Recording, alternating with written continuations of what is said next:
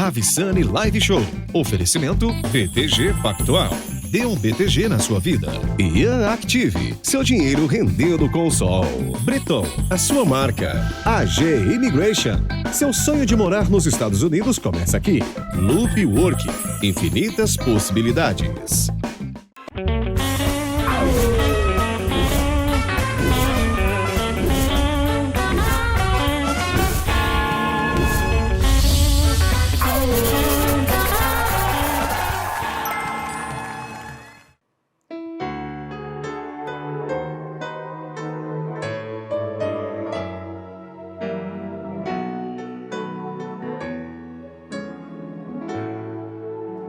Boa noite! Mais uma edição da Ravissani Live Show no ar, em rede nacional, pela TV Gazeta. E vocês estão acostumados a me escutarem falando sorria com alegria, mas o momento atual não é de muita alegria. O mundo se chocou com o ataque terrorista de 7 de outubro. O maior massacre contra judeus em um único dia, desde o Holocausto. Um ataque selvagem contra civis, bebês, crianças, jovens, mulheres, homens e idosos. Além do brutal sequestro de mais de 240 pessoas mantidas como reféns do terror. Tão assustador quanto esse ataque foi a promessa de Ghazi Hamad, um dos chefes do Hamas, de que ataques como os promovidos pelo grupo terrorista naquele fatídico dia irão se repetir até que Israel seja aniquilado. Que aquele ataque foi o primeiro e que ocorrerão muitos outros.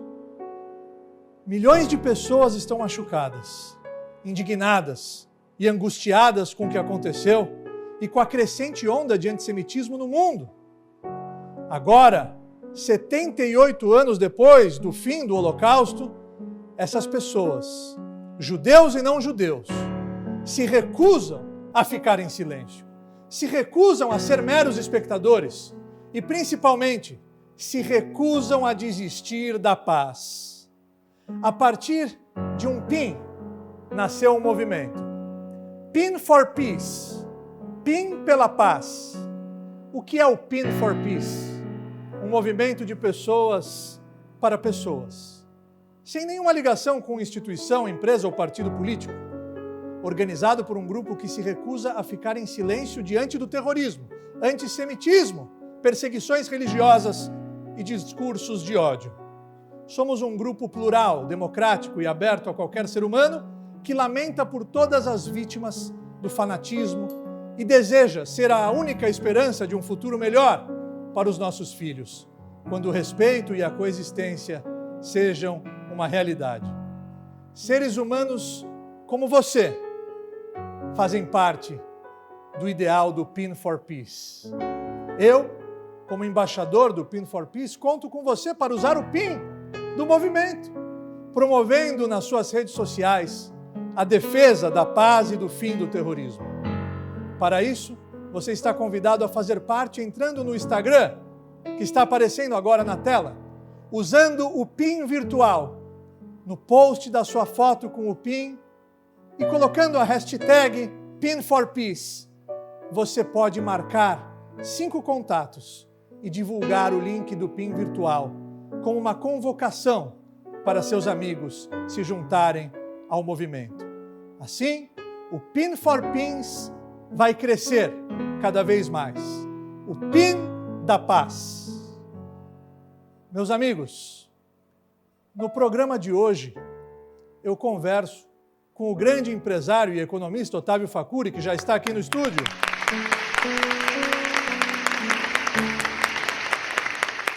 E eu também visitei a sede da Associação Israelita Fortuné de Picciotto para um bate-papo enriquecedor com seu fundador, Viviane de Picciotto. O programa de hoje está imperdível. Não saia daí, daqui a alguns segundos a gente volta.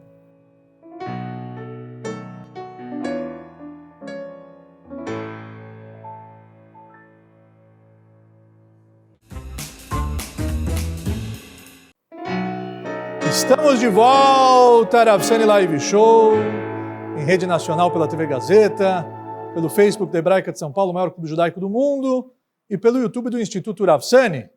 E chegou o grande momento de recebermos o nosso convidado da noite. Ele é uma figura bastante conhecida e querida na mídia, nos meios econômicos e corporativos. Ele é empresário. O nosso convidado nasceu em uma tradicional família de imigrantes libaneses. Dos seus antepassados, ele herdou o tino para o comércio e para o setor financeiro. Ele seguiu os caminhos do pai, o já falecido Oscar Fakouri, banqueiro de prestígio e de renome. Ele costuma ser bastante procurado por jornalistas, políticos e empresários para ouvirem suas opiniões a respeito de diversos assuntos, principalmente finanças e economia. Seja muito bem-vindo, meu querido amigo Otávio Oscar Fakouri, o Faca! Vem pra cá! Obrigado.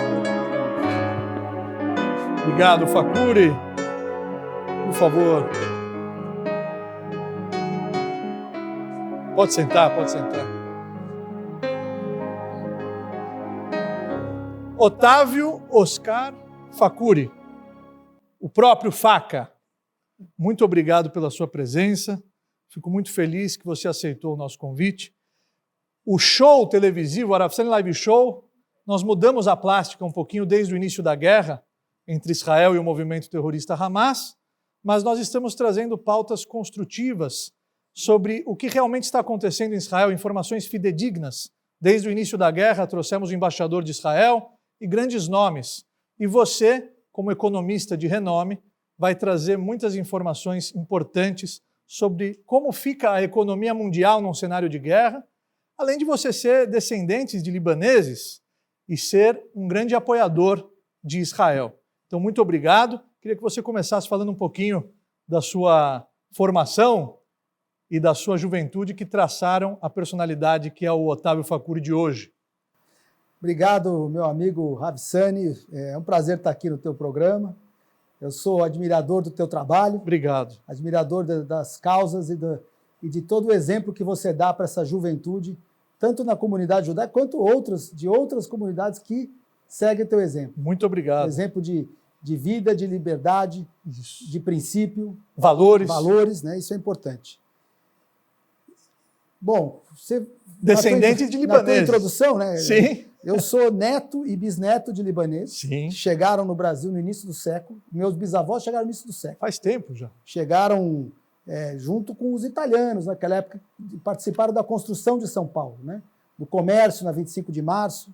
Depois meu bisavô, junto com os filhos, iniciou no ramo financeiro, né? Numa casa bancária.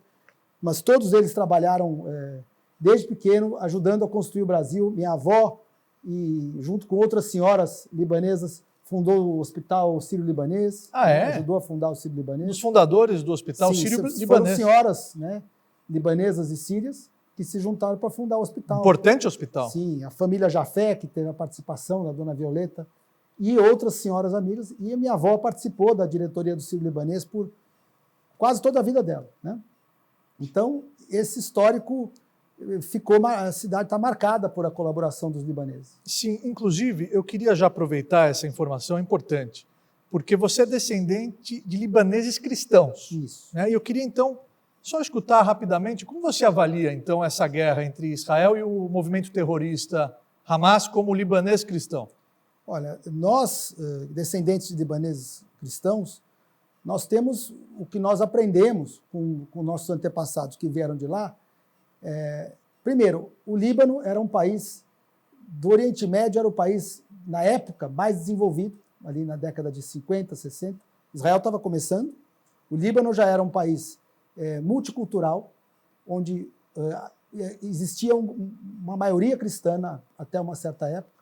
Era um país que servia como Suíça do Oriente para vários bancos, era um polo de finanças e comércio dentro do Oriente Médio. Então, todos os bancos tinham sede no Líbano. Era um país que teve, durante muito tempo, influência francesa também. Do mesmo momento, enquanto o Israel teve, até antes de se tornar um Estado independente, foi governado ali pelos britânicos, né?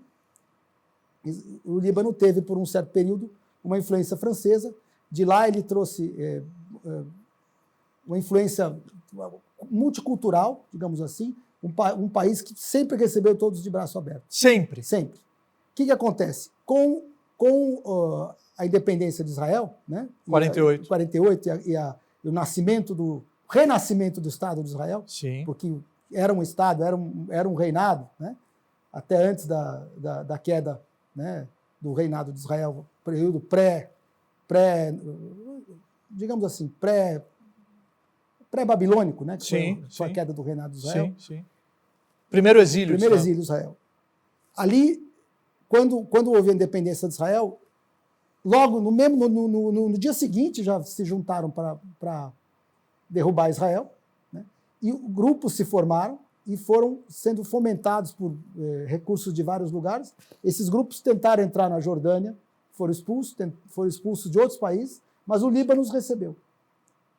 O Líbano recebeu uma leva de refugiados palestinos, que no meio desses refugiados tinha pessoas interessadas em terror e mal intencionadas. Essas pessoas atacaram para formar suas bases no Líbano, né, para formar seu bloco de poder. Elas primeiramente atacaram os cristãos. Então, os cristãos libaneses sofreram o que o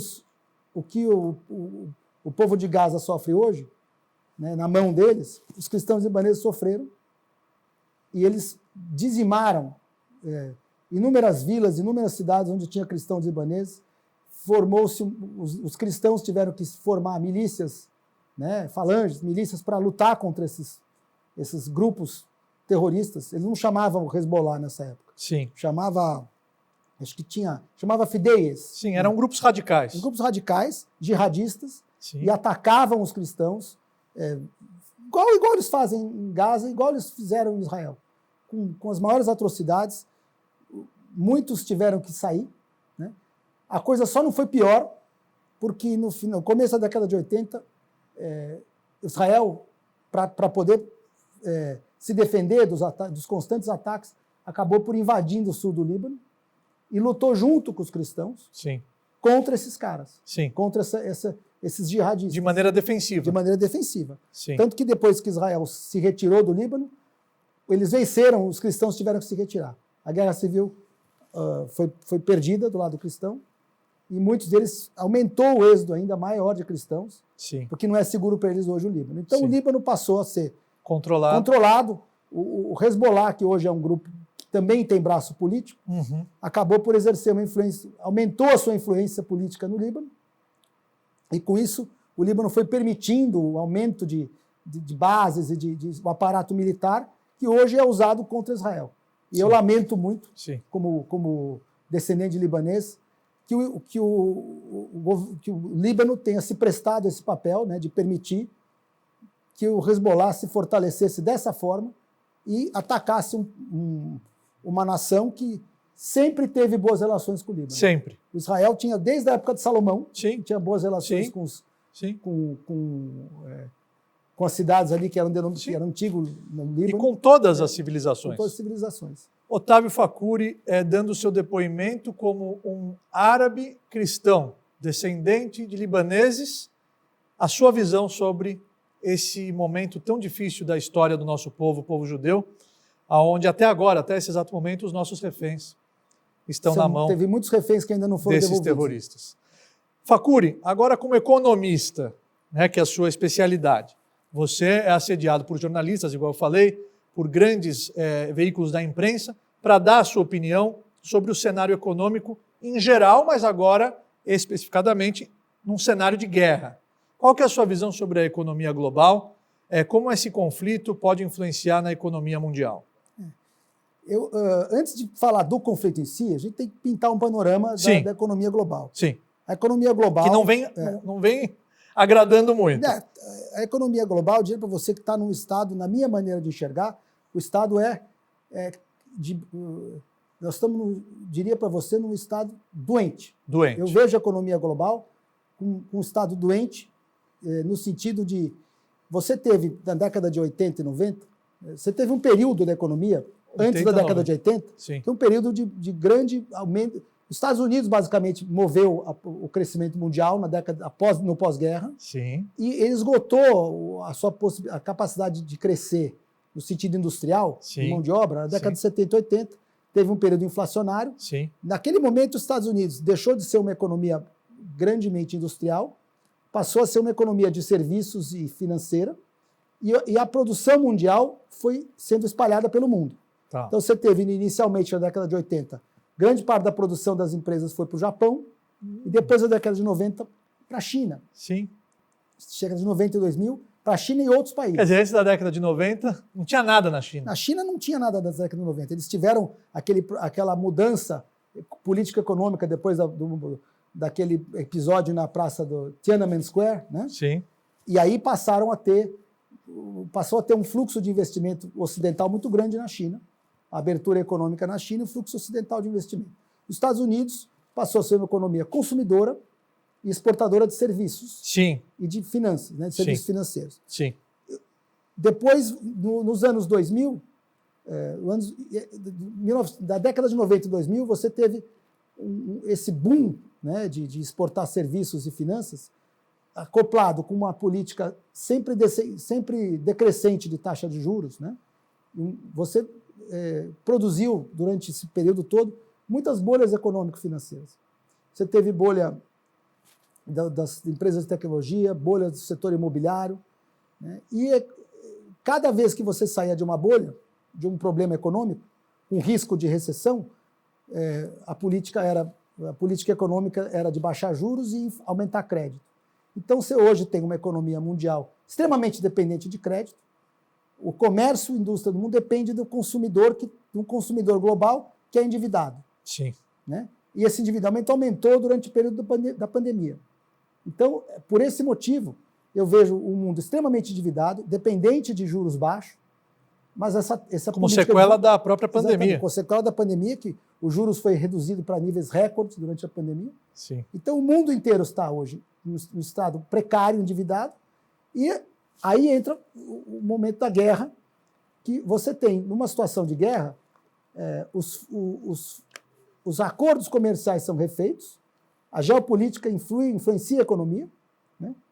Então você tem hoje, numa economia mundial que já está sofrendo por conta do excesso de endividamento e da redução do consumo, a Europa já tem hoje a produção industrial em queda, né? E você tem sinais de recessão na Europa, sinais de recessão nos Estados Unidos, sinais de excesso de endividamento, aí entra uma guerra para piorar mais as coisas. Quer dizer, já vinha com todo esse estado delicado. Estado delicado, toda essa vulnerabilidade. Aí vem a guerra. Exatamente. E piora em que ponto específico?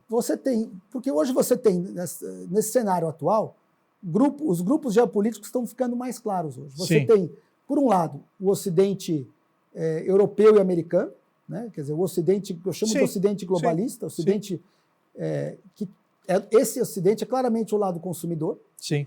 Você tem um polo produtor representado por países como Rússia, China e outros, que estão no outro lado da guerra. Eles claramente, a postura deles não é pró-Ocidente, a postura deles é meio que eles fazem, se não é aberto, é uma defesa velada, né, do grupo responsável e dos países que dão apoio para esse grupo responsável. Né? Sim. Então não é à toa que você tem Rússia e China aliados do Irã, por exemplo. Que é o grande financiador. O Irã é o país apoiador e financiador do terrorismo. Sim. Né? E a Turquia, que agora entrou também nesse grupo. A Turquia sempre teve um governo secular. Depois que entrou esse governante, que é um governante adepto do fundamentalismo islâmico, e ele já deu declarações péssimas no sentido, né, de apoiar terrorismo e nivelar Israel com terroristas, que é uma coisa absurda, porque a gente sabe muito bem que Israel tem um poderio militar muitas vezes superior ao poderio militar do Hamas. Claro. Se fosse para fazer uma guerra para destruir, deveria em 12 horas estaria destruído. O que você falou tomando cuidado, é uma verdade, porque se Israel quisesse, um dia depois do 7 de outubro, a guerra teria já acabado. Exatamente. Mas pelo nosso amor à vida, pelo cuidado com a vida de inocentes, é que as operações de defesa estão sendo cirúrgicas, Otávio. Demorou muito até para começar, porque eles estão calculando para minimizar as perdas civis. Exatamente. Agora, os grandes empresários, quais são as medidas que eles devem abraçar nesse contexto que você acabou de externar? Então, nesse momento... Seus conselhos, né? As suas dicas como economista. Depois da última crise financeira de 2008, nós tivemos 12 anos de política monetária frouxa e juros decrescentes. Essa política chegou no limite em 2020, quando o juro chegou a zero, 2021. O juro está se normalizando, o mundo está endividado. Os grandes empresários, na minha cabeça, na minha maneira de enxergar, têm que reduzir a dependência de financiamento. Porque eu vejo nos próximos 3, 4 anos... Os juros vão subir. E a dificuldade de financiamento vai estar muito grande para as empresas. Sim. Quem conseguiu rolar suas dívidas, aproveite para fazer caixa, porque as taxas de rolagem de dívida vão ser mais caras. Sim. E se você com caixa, você não precisa rolar sua dívida, você vai lá e recompra a sua dívida. Claro. Então, não sou favorável a aumento de endividamento agora. Acho que quem puder, quem fez, igual no período faraônico, né? Sim. O José ensinou nas vacas gordas a guardar, a poupar. Sim. Foi o primeiro grande economista da história. Foi o José do Egito. Exatamente. Porque ele... Vice-governador do Egito. Vice-governador do Egito, o braço direito do faraó. E nas vacas magras, o Egito se transformou numa potência mundial justamente por ter poupado. Ele foi o ministro da Economia ali, e ele poupou, e todos os países do mundo vinham comprar comida do Egito que ele tinha. Então, as empresas, nesse momento, os empresários e quem tem condição de fazer poupança para enfrentar um período de vacas magras nos próximos 10 anos, eu vejo como um período de juro alto, dificuldade de crédito, por causa do excesso de endividamento e a baixa produção e a baixa output econômico. Né? Mas nos próximos 10 anos, você acha? Eu vejo que o ciclo econômico dos próximos 10 anos vai ser muito difícil por conta do excesso de endividamento e o crescimento decrescente. Você hoje, só para fazer uma conta simples, os números de endividamento mundial entre público e privado já estão a 500% do PIB mundial. 500% do PIB mundial, com um juro de 3%, 4%, você vai ter, só para pagar juro, o mundo precisa de 4%. Aí você vai ter 500% do PIB com juro de 4%. Se o PIB mundial é 70 trilhões, hoje 70, 80 trilhões, 4% de juros, 4% de 500% do PIB, dá mais ou menos o mundo precisaria crescer 15% a 20% todo ano só para pagar juros. O mundo não cresce essas taxas, o mundo está quase crescendo zero. Então, você vai estar aumentando taxa de juros num cenário com endividamento alto e baixo crescimento, é um cenário de risco de crédito Tá certo. Entendeu? Então, nesse cenário, se você tiver problemas de crédito no futuro, o empresário que puder fazer poupança e preparar para esse período de dificuldade de refinanciar suas dívidas, é importante. Então, está aí a dica do grande economista Otávio Facuri, evitar o endividamento.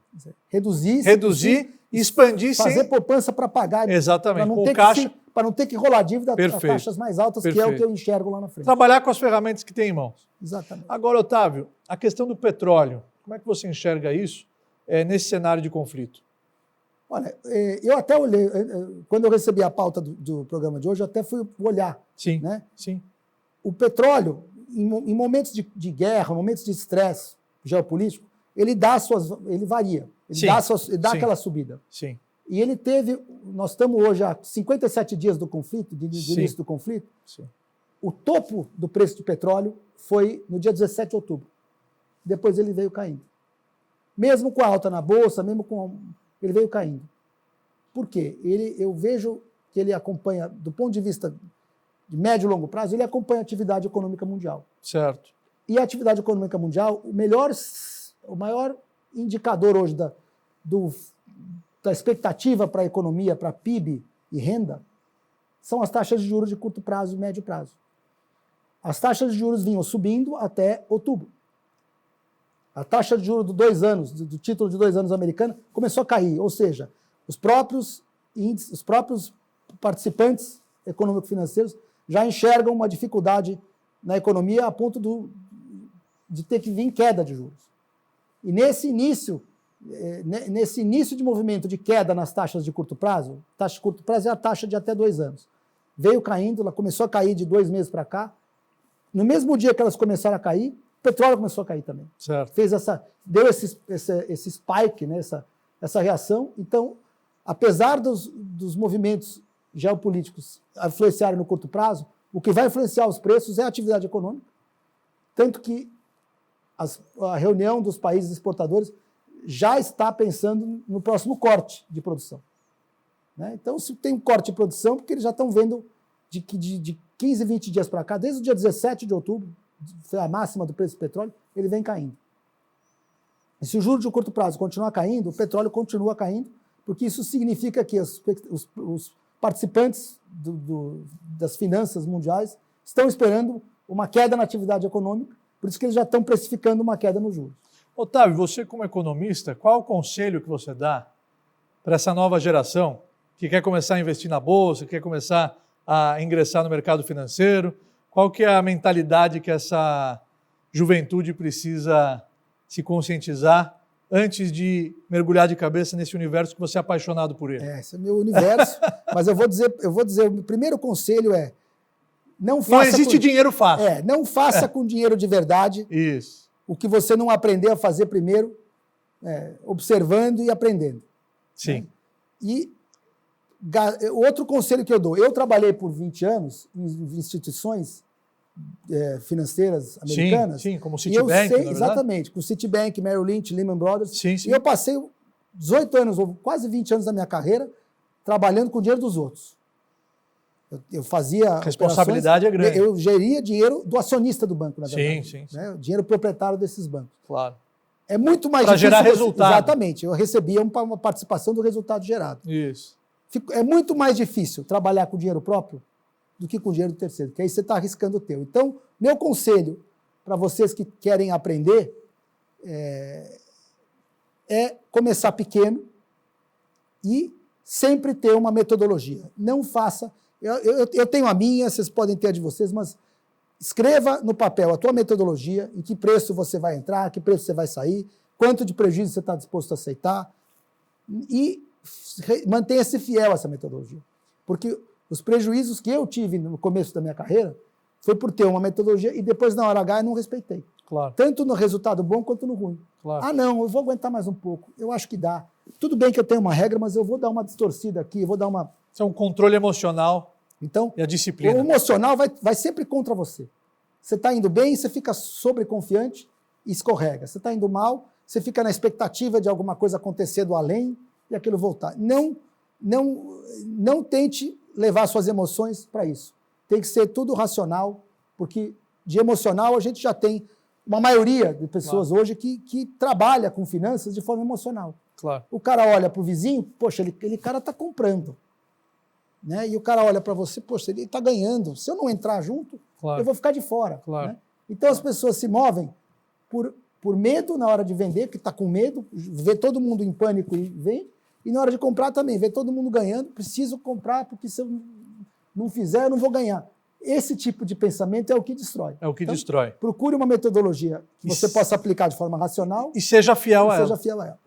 Otávio, nós estamos nos direcionando até o final, já para o final desse nosso bate-papo. Eu queria que você deixasse a mensagem que você, como árabe cristão e grande entusiasta da comunidade judaica, e eu sei disso, você é um grande idealista e compactua com todos os ideais do povo de Israel e do Instituto Rav Sani também. Quais as lições ou a grande lição que a gente pode extrair desse triste conflito, desta guerra tão dolorosa para todos nós? Olha, eu mesmo tenho aprendido muito. Eu tenho aprendido... uma das primeiras lições que eu acho que eu aprendi com tudo isso é a lição de solidariedade, a lição de... eu acho que as pessoas estão aprendendo o que é estender a mão ao próximo. Se colocar no lugar do próximo. Tem muita gente que não entendia esse conflito. Quando exposto com a verdade, com o nível de atrocidade, você passa a entender por que Israel, por exemplo, exerce uma política de segurança ali na região, por que é importante, né, você manter uma boa... Porque é o único país ali, hoje, que tem democracia, Sim. que tem respeito à pluralidade de opiniões, Sim. onde os árabes podem morar. Claro. Moram, inclusive, quase 2 milhões. Sentam no parlamento. Exatamente. Tem todos os direitos civis, igual os de origem judaica.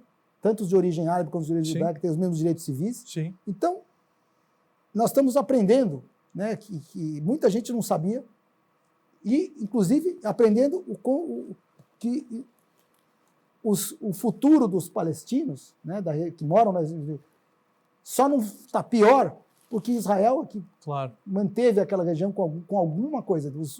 O Hamas, depois que passou a governar Gaza, destruiu Gaza. Né? E quem hoje está debaixo nós estamos aprendendo que quem é o bom e quem é o malvado e quem é o bonzinho nessa história. Então, isso é uma das lições. Outra lição, comunicação. Muito bom. Toda a narrativa criada em torno de Israel mata isso, mata aquilo, é toda uma narrativa de comunicação.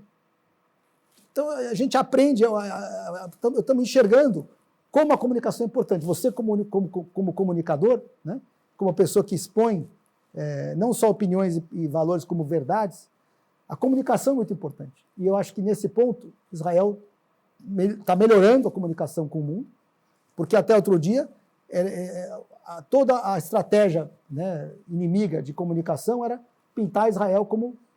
Então, agora nós estamos querendo mostrar, por exemplo, quem é o país que mais matou ali na região pessoas palestinas.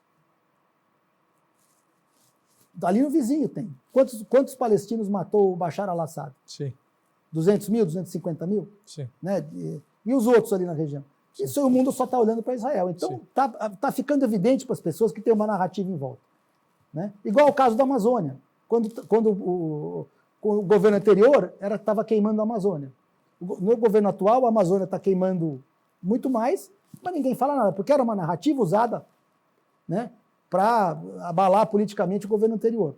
E as narrativas são usadas contra Israel também. Então, a gente vai aprendendo lições e vai aprendendo a ter senso crítico. Sim. Né? A importância da comunicação. A importância da comunicação e de buscar saber a verdade. Não acredite numa manchete porque ela está dizendo. Procure informação, procure se informar. Nós temos ainda meios livres de ter informação. Redes sociais ainda são livres, algumas delas, como a do Elon Musk. Sim. Né? Então, isso é importante. Então, são as duas principais lições. O óbvio só é óbvio quando ele é dito. Exatamente. Muito bom, Otávio.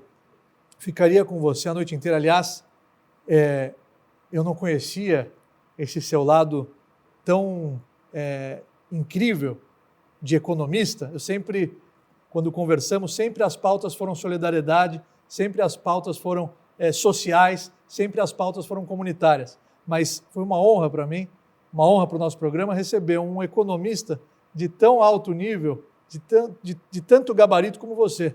E nesse cenário de guerra, realmente as pessoas precisam receber essas informações para poder se organizar e estruturar suas operações daqui para frente. Então, o seu panorama foi muito importante para o nosso programa. De certa forma, Israel já faz isso, como país. É um país, como ele está sempre em estado de guerra, óbvio. Vizinhos, eles sempre estão preparados para vacas magras. Claro, é verdade. Né? É verdade. Isso é uma coisa que eu enxergo como... O povo judeu em geral. Né? O povo judeu em geral, está sempre com uma taxa de poupança maior. É verdade. Está sempre preparado. É verdade. Isso é uma lição muito importante. Uma lição importante, exatamente. Então, que Deus te abençoe, que você continue prosperando cada vez mais, que você continue sendo esse grande empresário, esse grande idealista e esse ser humano de tanta compaixão e solidariedade. Não só você, como a sua querida mãe, Dona Dora, e todos os membros da sua família. A gente faz como cristão o mandamento de Deus. Né? Exatamente. Como o mandamento de Deus, e o povo judeu é como se fosse o irmão mais velho do cristão. Muito obrigado. Então, a gente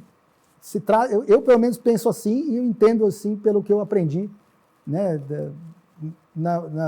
desde que eu fui nascido e criado no ambiente cristão. E que o mundo possa se espelhar nessa sua personalidade. Muito obrigado. Shalom. Shalom. Daqui a pouquinho a gente volta. Não saiam daí.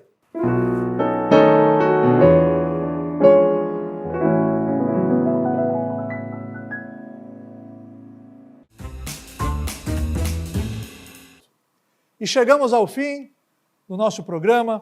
Lindas palavras do economista Otávio Facuri, dicas importantes sobre economia nesse cenário de guerra e também o depoimento de um árabe cristão, descendente de libanês, sobre o que realmente nós precisamos enfatizar nesse conflito tão doloroso entre Israel e o movimento terrorista Hamas. E a você de casa, meu muito obrigado e até a próxima edição da Rav Sani Live Show.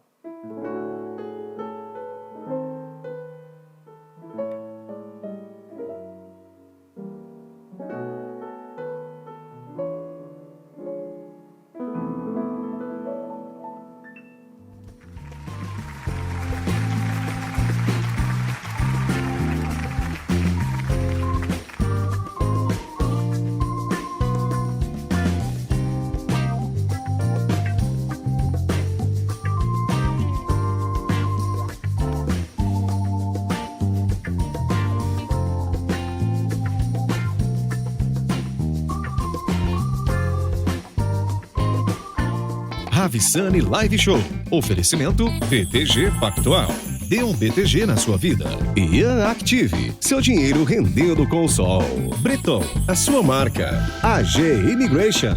Seu sonho de morar nos Estados Unidos começa aqui. Loop Work. Infinitas possibilidades.